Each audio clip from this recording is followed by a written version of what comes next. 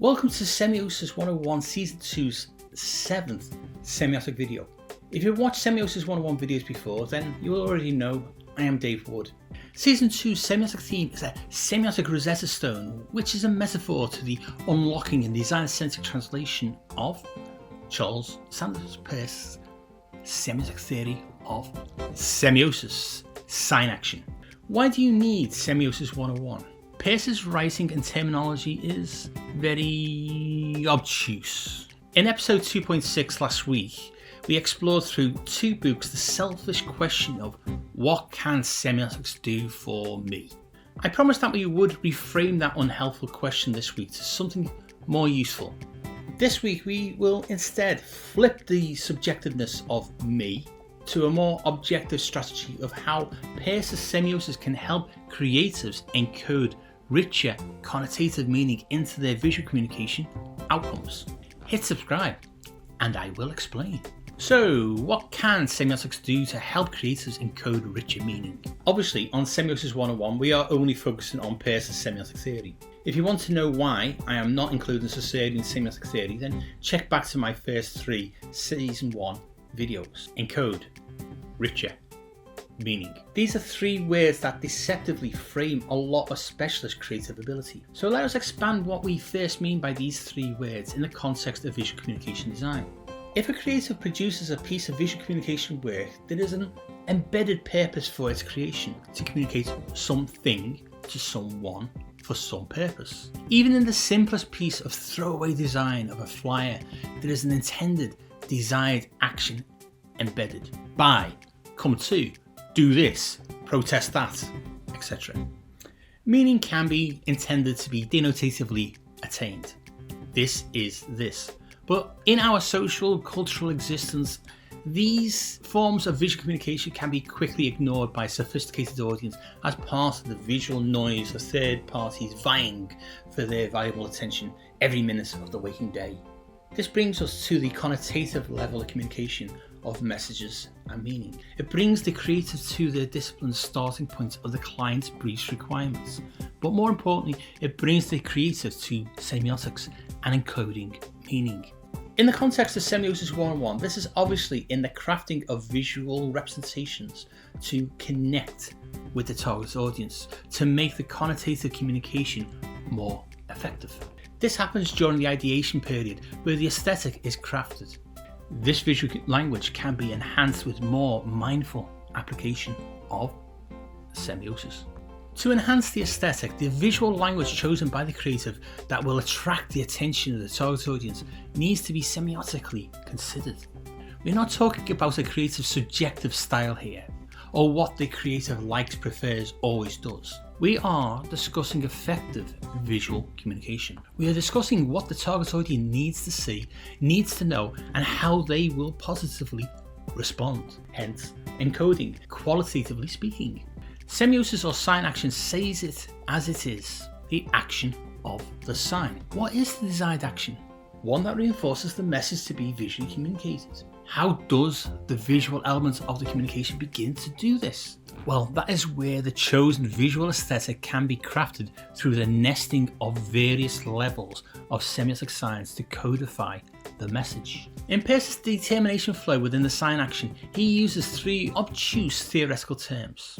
I will quickly refer to them to then reframe these using more designer-centric terms. Peirce's determination flows between the object, its representative, to the interpretant, which leads the sign action to reveal the object, and on the semiosis continues.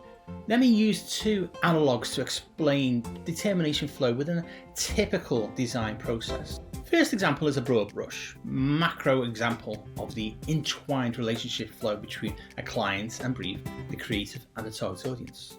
The client and brief has the meaning message to be communicated, i.e. responsible for the object. The creator controls how to visually represent this message, i.e. the representative.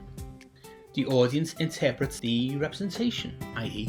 interpretant. If effectively encoded through the chosen representation, the audience interprets the intended message. The second analogue to Peirce's determination flow between object representative to the interpretant is at a more micro level. Using a more designer-centric terminology, the creator's semiotic termination flow to encode richer meaning into their visual communication outcomes can be described as concept, representation, interpretation. This simpler designer-centric model can be seen to be a rich semiotic framework in which the message concept can be aesthetically rendered representation. If the representation is crafted to appeal to the target audience, to hook and retain their attention, then this facilitates the audience's interpretation of the intended concept. A well-crafted sign action will visually communicate to the target audience the principal message the client needs to be made. Example, buy this, go here, do that, avoid this, etc. What Peirce's semiosis offers the creative are rich layers to encode meaning. Within the pragmatic semiotic representation of a concept, Peirce's objects representment, there are 3 levels of intensity from simple to complex. We have discussed these levels at length in season 1, so check out episodes 109 to 112 and 116. But for now, the 3 levels are from simple to complex: iconic representation, indexical representation, symbolic representation. At the iconic level, representation is no more than a visible possibilities of resemblances and shared qualities to things. At the indexical level, we are representing index through existential connections. In other words, the visual representation points the audience to existential things. Indexical, index finger, pointing, get it? Finally, the highest level of representation is symbolic, and this is socially and culturally learned and agreed. Now, I deal in season 1 episodes with the other meanings of these words. Therefore, let us not repeat pre-existing ground when you can catch up. Maybe pause this video until you have watched the season 1 episodes. What is crucial to understand, even only partially, that the target audience is crucial here to any semiotic sign action creators may encode. A semiotic sign, no matter how long a creative has taken to encode in their aesthetic, will not begin to function semiotically until the audience perceive it as something. In 21st century cultures around the world, people are bombarded with visual noise with every poster, magazine, advert, branding, packaging, etc. they encounter. Each piece of visual communication competing for their attention. We can call this perception overload, where too much noise prevents communication. It is the quiet moments when the audience attention can rest and be piqued that we are discussing here. We are discussing targeted attention here. I discussed target audience at length in season 2, episode 2.2. In the quiet moments when the audience's attention is subconsciously triggered for them to begin to perceive something, they are observing, maybe meaning something more than its denotative level. Semiotic sign action begins. What visually triggers this commencement of sign action can be a shared quality or resemblance to something that has a familiarity to something that the audience knows. This could be a simple line in a particular shape, a shape in a particular colour, a mark, etc. It's simply a part of the overall visual language the creative has selected to shape the aesthetic of the visual communication outputs that their client has tasked them with. These, semiotically speaking, are the basic visual building blocks that sketching begins with, and that ideation develops. Iconic representation elements are the basic triggers encoded to begin the greater and deeper interpretation of the message by the target audience. They are also nested inside the higher representation levels. A creative may encode into their designs or illustrations a symbolic level, but for the audience to unlock this richer level of meaning, their interpretation would be based on a deeper set of experiential reference points. Therefore, from a creator's point of view, a single design encoded to semiotically communicate across different levels of perception can be experienced differently by 3 audience members. The quick example I have previously used is a single image.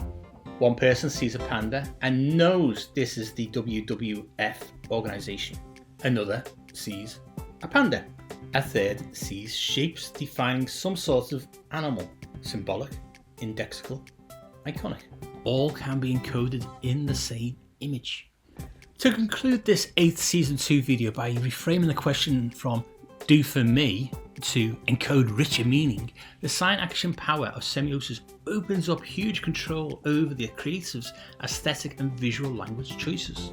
By removing from the process the self-indulgence of me and flipping it to how to trigger perception in the target audience, the value of the creative has just been repositioned. Then, by re-examining do in a new framework of encoding meaning through 3 levels of semiotic representation, the creator's purpose in visually communicating has just become more focused. Come back next week for the next Semiosis 101 episode on crafting your semiotic signs, where you will answer the question on how to use sign action to not only hook but to retain the target audience's attention to give them more interpretation time.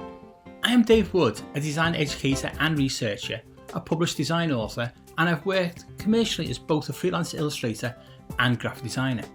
The guy behind the theory, Charles Sanders Peirce, was a philosopher, a mathematician, and a theorist. But he was not a creative. Each week on this Scout Scott Semiosis 101 YouTube channel, I will post at least one 10-minute explainer video on an aspect of Peirce's pragmatic semiotic theory. Each video will feature a take-home piece of applicable semiotic theory, and they do interconnect to build up your understanding of semiosis.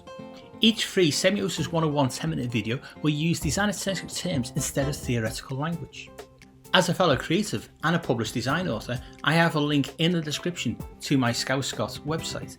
If you're interested in reading my Semiotic Rosetta Stone academic writing, then you can visit my academia.edu link in the description. Any other books on Peircean semiotics or design I have mentioned in the videos are also listed in the description. Check them out too.